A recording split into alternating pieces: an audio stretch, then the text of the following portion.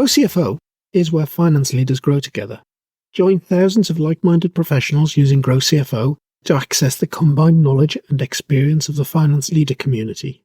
You can join us today, growcfo.net. Hello and welcome to the GrowCFO show. I'm your host, Kevin Appleby, and today I've got GrowCFO's Head of Mentoring, Catherine Clark, with me. Hello, Catherine. Welcome back to the podcast. Hi, Kevin. Really nice to be back. Catherine, it's a long time since we last chatted on here. I know in one of the early podcasts that we did, gosh, it must have been in one of the very, very first podcasts, we talked about mentoring in general. So it'd be interesting to revisit that subject today. Catherine, you mentioned something to me as we were chatting beforehand. You talked about the holistic approach to mentoring. What's that all about? Yeah, often people come to me, so leaders, particularly finance leaders, they come to be a better finance leader, a better CFO, to learn from my professional wisdom and experience. However, often transformation happens when you look at both the professional and the personal together and actually work with both. So that's how I describe holistic. It's thinking about the whole person and not just them in their role, but how everything integrates in their life. That makes a lot of sense. So people generally, I suppose, come from mentoring because they've got a specific problem.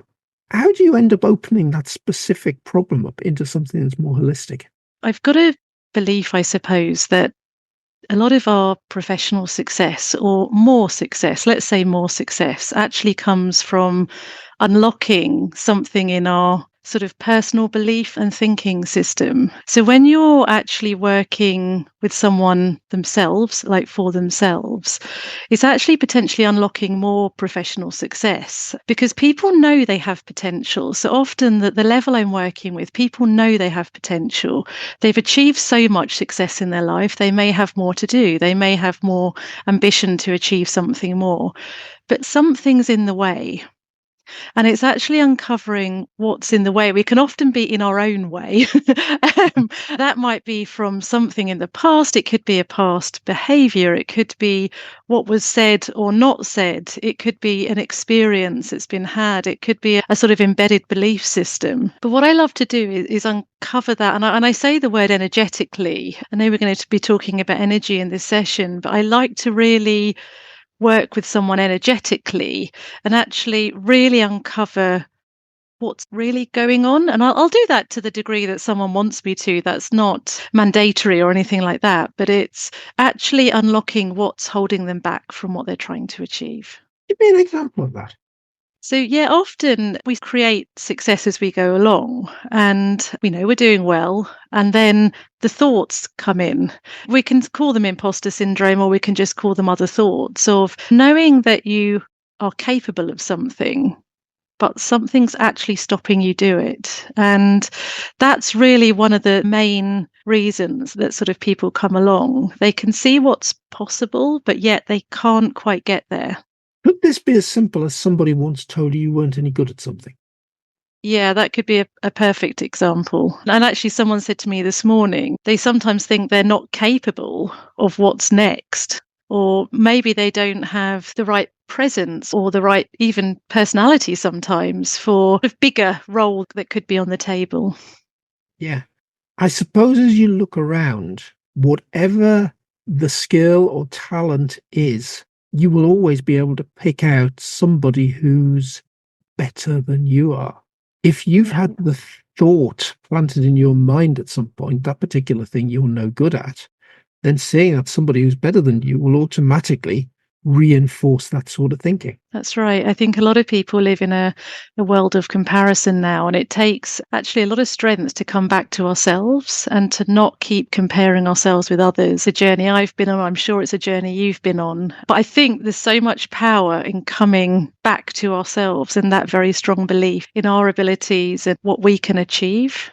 And I guess how I do that, you're thinking about holistic mentoring. I love working with someone's energy. I sort of tune in to who I'm working with very closely. A lot of that is being very present. So listening hard, tuning into what they're saying and what that really means. So what's really going on? Because there's the words that we can say and then, but what's their meaning? And that's what I'm constantly tuning into, really. That's fascinating. So tell me a little bit more about that, Catherine. How do you get behind the words? Well, it's a very good question. I think it has actually started probably with myself, actually, because when I was a CFO, as many of us can resonate with, it was full on busy, lots of responsibility, just lots and lots going on, arguably at times quite chaotic. And that translates into how we think, or how we think, actually. Our thinking can become quite chaotic. We can think we're actually really on the ball, which hopefully most of us are or were at the time. But there's so much happening, you don't get any time just to stop and think. And maybe I've been lucky, but I've created time in my life now because I want to put other people first in that way to help them, which has allowed me a real sort of inner calmness, an ability to see so much clearer than I used to what was really going on or what is going on. So my ability to stay very present with people, which is really the foundation for a lot of what we're going to be talking about, is the work that I've done on myself. Tell me a little bit more about that, Catherine. Firstly, how have you created that time for yourself? Yes, I have my own business and I work with amazing people like yourself with GrowCFO and with others. But I've actually recognized for myself that keeping my energy in the best place is how I show up in the best place for people I work with. And I've had to work out what that is for me. So it could be different for different people. But for me, it's about creating space between clients, between sessions, so that every single session I am 100% present. Okay. And I'm there for them in that moment. And I look back and I hear stories now of people going from meeting to meeting. And maybe it's possible, but I just don't think you're ever fully present in each one if you do things that back to back and with no time to recover in between. And yeah, I've actually implemented a piece of AI diary software for almost that reason. It's called Reclaim.ai. I'll put a link in the show notes, actually. And it will schedule blocks of time in your diary. It'll, even if you want to take it a step further, it'll schedule your task list in there. But it's rather useful at going in and putting a recovery slot for 15 minutes after a meeting, or making sure you don't force things into every gap during the day. Because I totally agree with you. That recovery time, that reflection time is really important. And I don't know, I'm an individual that will end up with a great long task list. And the day is just ticking stuff off the task list, whether that be a meeting, whether that be a podcast recording, whether it be an article to write, whatever. I just go from one to the other and probably suffer from having no breaks and no thinking time. That I do like that, Catherine, is having a dog. yes. That forces you out.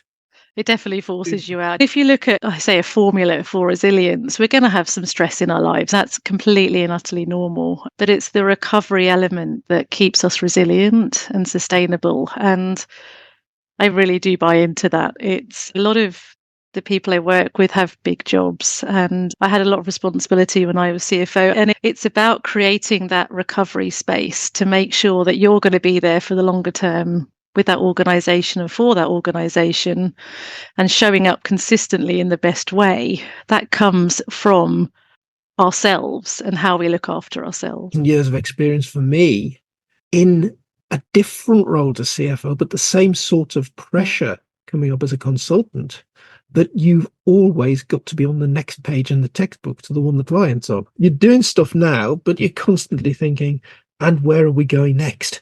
Yeah.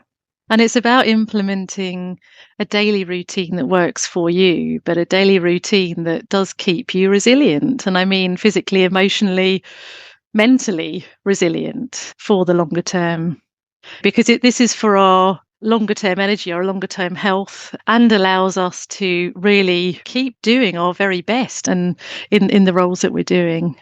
Yeah. And my experience is you can work flat out, work long hours, and do it successfully for a short period of time to hit a deadline, whatever it is. You cannot do that day in, day out, week in, week out, year in, year out, because you just burn out doing that. And it's also such a strong foundation for decision making and relationship dynamics, which really are two of the things I see very frequently needing support. And because if we're calm, if we're feeling much more in control, which starts with ourselves, that's actually where our power is. And it makes everything so much clearer. Yeah. So much clearer. Why is this happening? And you can start seeing either what decision you've got to make, what's the next important step, or actually why certain people are behaving in certain ways. I said for years and years consulting that some of my best client chargeable time was walking the dog, because somehow that's when you reflect on a situation, you come up with a solution, or necessarily a solution, but a different approach perhaps for doing something. Yeah. And I think you've just got to find those times where you can reflect on things. Yeah, most definitely. I was going to share like a little story, actually, talk about dogs. I know you had a rescue dog. I've got my little rescue dog as well. And I was reflecting on this and what we're going to talk about today. And I was thinking my whole philosophy is about being calm and in a good energy and being able to transfer that to clients, really, because that's the space I want to create for them as part of the holistic offering. But I have a rescue dog that has a lot of trauma and anxiety and can be very reactive. It can actually be quite unpredictable when we're out and about. So I'm actually working myself with a behavior therapist for her, so like a dog mentor, which is interesting. It's fascinating because what is obvious to that dog mentor hasn't been that obvious to myself, but it was really interesting to see that playing out given the role I play with people, and we just don't know what we don't know. And there's a piece of lifelong learning. Yeah, it is. The bleeding obvious is never obvious to you, it's only ever obvious to somebody else. But when she was talking to me the other day, because I've been having some sessions with her, she was saying with dogs, they can enter this like green zone or calm zone. They're calm, they're giving you eye contact, they're taking treats, they respond to your command. And then she'll see a trigger. In her case, it could be another dog, it could be a certain human being that she doesn't like the look of. And it's in the distance and they're coming closer and she's starting to get tense and she's going into sort of fight or flight mode, which is the stress sort of trigger. Then she starts barking. And I have to think to myself, hang on a minute, what do I do in this moment? A bit different if she's off lead. I don't have so much control. But if she's on the lead, I have to be calm on her behalf. And I hope this resonates not just with people who have dogs, but just in life. There are moments when there's chaos maybe happening around us or noise and lots of things happening. But we have to be the one that stay calm because we can actually influence other people that way. We can't change the scenario. We can't change how other people are behaving, but we can choose how to react in that moment. And therefore, in this scenario, I have to help her handle that situation. I could avoid it, but that's not great. I would align avoiding to that mask a lot of us have put on over our working lives when we've put everything in a box, whether it's emotions or whatever it is, and put it in a box and just gone, I'll just leave that. Thanks very much. That doesn't help over the longer term. But what it comes down to is when you are calm, you have a choice depending on what's going on around you.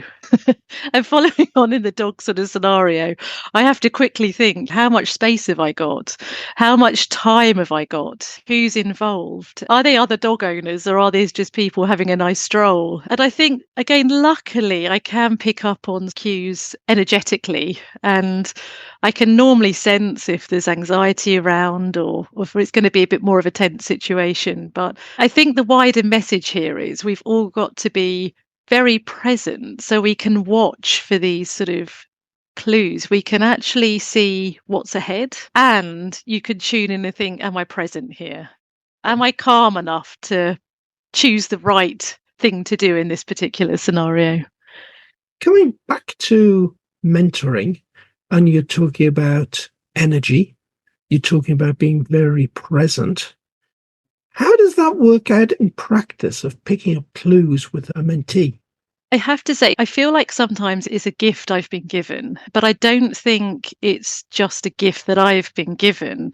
I think I've been able to work on that skill by showing up and putting the other person first and holding that very safe, confidential space and really listening. I'm saying this because we could all apply this in so many other scenarios in our life. Are we truly listening, or are we thinking about what we're next going to say or how we're going to respond? It's the true listening that makes all the difference, because at that point you can pick up on the body language that's connected with what's being said, or the tone. I'm also interested, so it's about asking the next level question and being quite curious as to why it's showing up in that way and what I could understand a far deeper level. I remember actually, Catherine, years ago going on a training course. It was Cooper's and Lybrand course. It was called Process Consulting. And now everybody raved about this course, but never actually told you what went on there. And I found out going on the course, it was down on the South Coast in a nice hotel for a week. And I found out there was absolutely zero course agenda. And it was literally about doing what you've just been talking about. We were taught how to be present, taught how to listen, taught how to ask the next level question. And the purpose for it in that setting wasn't mentoring per se. It was to work with clients, to be able to interview clients, to find out not just they've called us in to solve X, Y, Z. This is, and what's really going on here? What's the real problem we've got to solve? The one that they told us about on the brief. And how to fix it as well. And it's interesting, in the CFO program, I do an exercise with the group, which is around authentic relating. And in the short time we have in that particular session, it may not give it full justice, but anyone can look up authentic relating and also read a little bit more. But it would be about, like, for example, if I said to you, Kevin, how was your weekend? And you talked to me and shared how your weekend was, I would then replay it in the way that I'd heard it. Yep.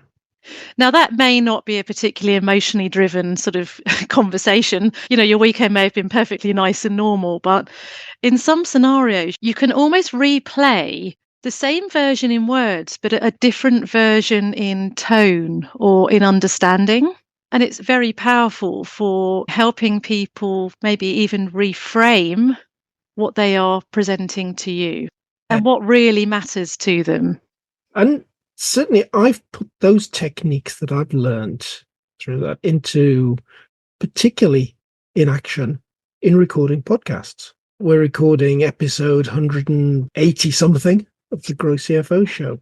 Now, how many of those episodes have I turned up to, and possibly I've been invited by an agent or something to interview somebody for the podcast, say another CFO, high profile CFO.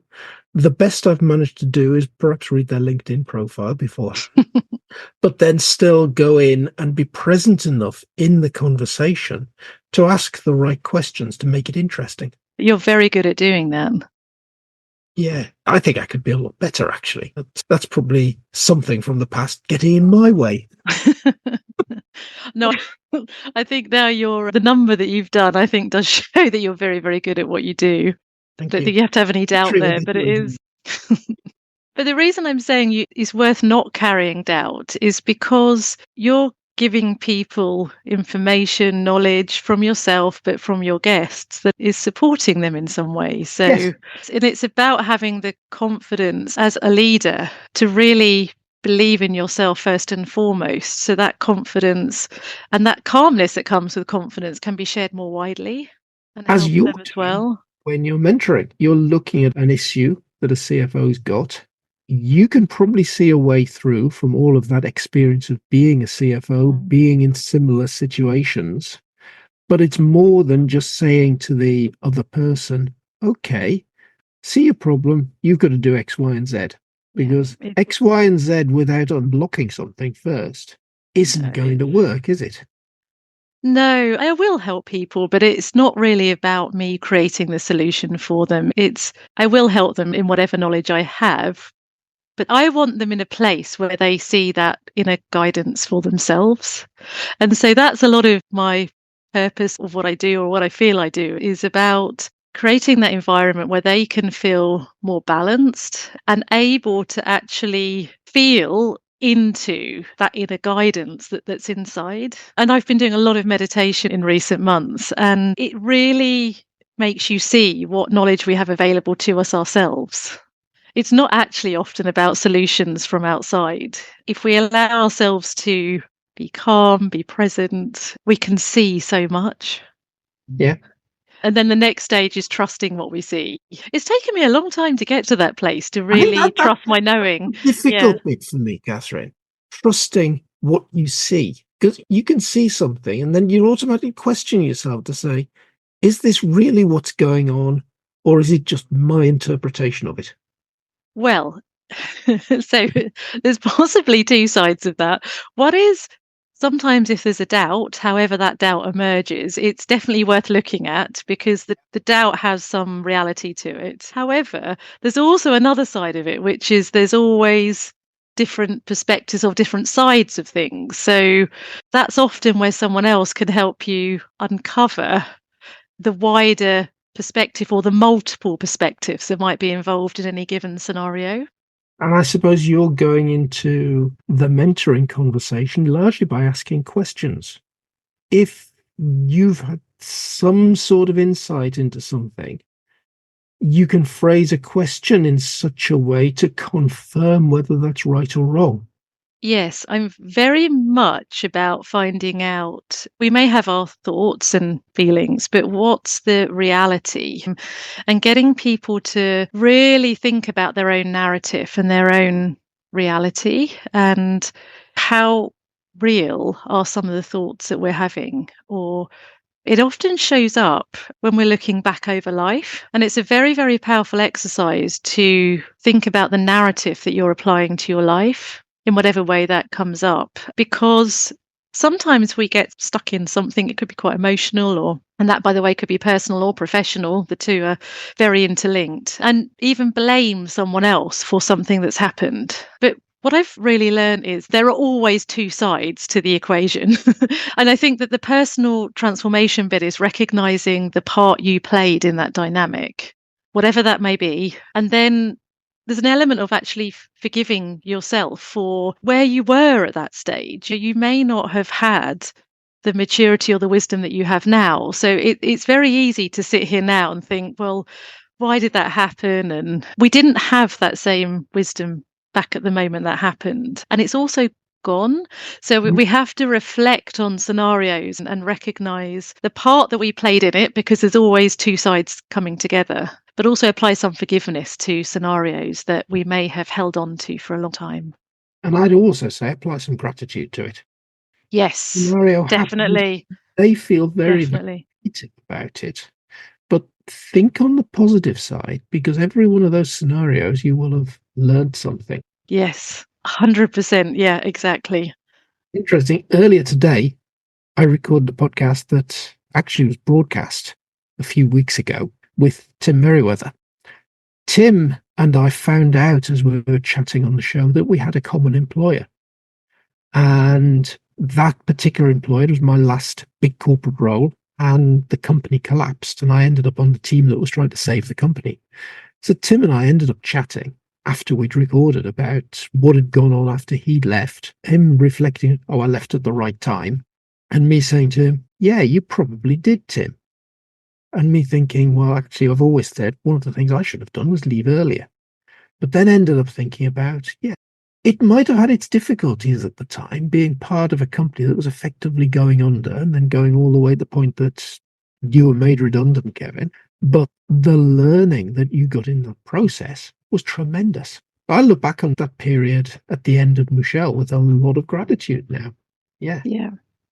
And that can apply to roles, it can apply to relationships, it can apply to all sorts of things. And we wouldn't be who we are often without all of those experiences in the mix. Yeah. And I think that's in a way, that's such a good point, because there are always struggles in life. There's always things going on. All of us have struggles day in, day out in some form or other. And I learned a little while ago, we can't avoid those, we can't eliminate them, that's it. But how quickly can we get back to our balance, back to our sort of, I'm going to call it like an energetic vibration that really is very powerful. So how quickly do we get back to feeling at our best? And that's really the success marker. It's not the achievement of more success, it's how do we feel? That for me is success, is how do we feel? Exactly. Yeah. It's not about money. It's not about position. It's not about status. It's about how do you feel? And I've been looking personally quite a lot at the moment at what do I do that energizes me, as opposed to what do I do that I'm good at, that I can do, that I've got the skills for. I can put a line through about 50% of that stuff that I'm good at and thinking, yeah, but so what? I want to do this other stuff that I really enjoy, that I want to get up to do in the morning. But Catherine, there's one thing I want to ask you about. We've talked about energy a lot here. Now, I read on your Facebook profile a few weeks ago that you'd become a Reiki master. Tell me a little bit about that. Yeah, it's been a wonderful journey. I did my sort of early Reiki 1 and 2 about 5 years ago, but I went into it for myself actually, and arguably my own self-healing. And yeah, it's just something I've been really passionate about. So I'm not out there doing Reiki therapy in that way. For me, it's very much about an energetic connection, firstly with myself and my own guidance system, and then however that helps other people.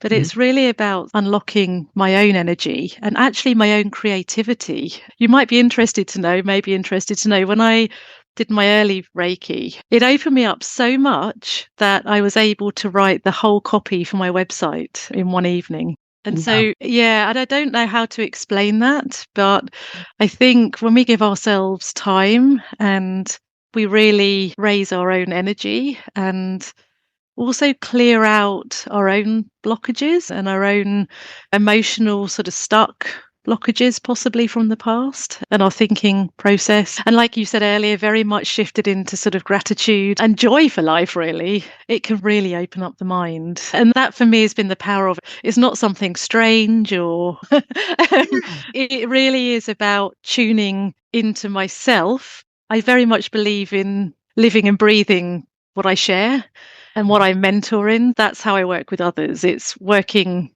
it has been for a number of years, working on myself and then seeing what evolves from that, what I learn from that process and how that can then help others, really. I'm conscious, Catherine, that we are running out of time. This has been quite a long episode, but I can still think of loads and loads of things I want to explore a bit deeper here. And that thing of sitting down and writing the whole copy for your website in one evening and it just flowing. And I can think of all those days that I've sat down and thought, oh, I've got to write a LinkedIn newsletter today. What on earth am I going to write the newsletter on? Or even when I've got an idea, the words just don't seem to come out in the right order at all. So the ability to do that, and I think that the term that I would use that you can apply just about anywhere would be getting into the flow. Well, interestingly, we could probably record an entire getting into the flow. Well, let's do that, because even the idea for this podcast, if I sat down and thought, okay, we're going to do a podcast, what shall I talk about? It wouldn't have come. But I did a meditation and I do it as I wake up. So before I look at anything else to start the day, and it just all came through to me, what I feel is helpful for people. So it's about allowing it to flow. It is allowing it to flow. I often think about doing that sort of thing when there's a lot of noise going on and you actually just want to unwind for 20 minutes and get away from it. But that idea of doing that at the very start of the day, before any of that noise has kind of raised its ugly head, now, that's interesting. Yeah. And the other thing is, and I know we can't always fully control who's around us, but as I say, we can influence how other people are. So again, if we keep our own energy, our own calm, our own just uplifted self, it has that positive influence on others around us. So we can, again, start creating an environment that really keeps us in a very good place. Yeah. You're saying that you will meditate as the first thing you do.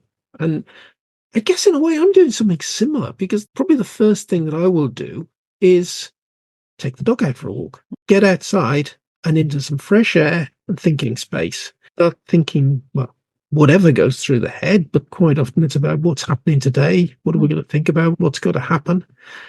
And I know that the best days probably are those ones when I manage to come back and remember to get out 5-minute journal and do some gratitude. Yeah.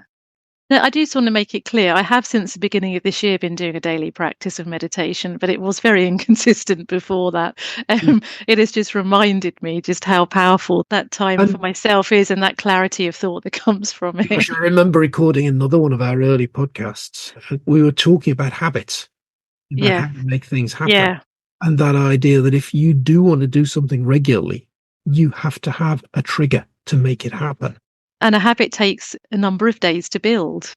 I think once it becomes a habit, it becomes easy. But we can all end up letting good habits, go by the wayside. And like you said earlier, I choose things that bring me joy. Just keep choosing things that make you feel even better. Yes. In life, really. But and you can see the benefit for it. There is a downside, Catherine. The other stuff still has to get done. Ah, yes, but our minds are in a much better place to do it. It makes it a lot easier, because I like the word ease now. I work with ease. For me, something's got to feel easy. Work with ease. It doesn't mean easy as in not challenging, or easy as in, not difficult, but just an ease. And that comes from how I'm feeling. Catherine, once again, 500 different questions have sparked up in my mind. And I really am going to have to draw this to a close.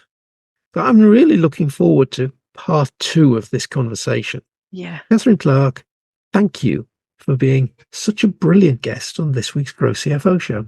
Thank you so much, Kevin.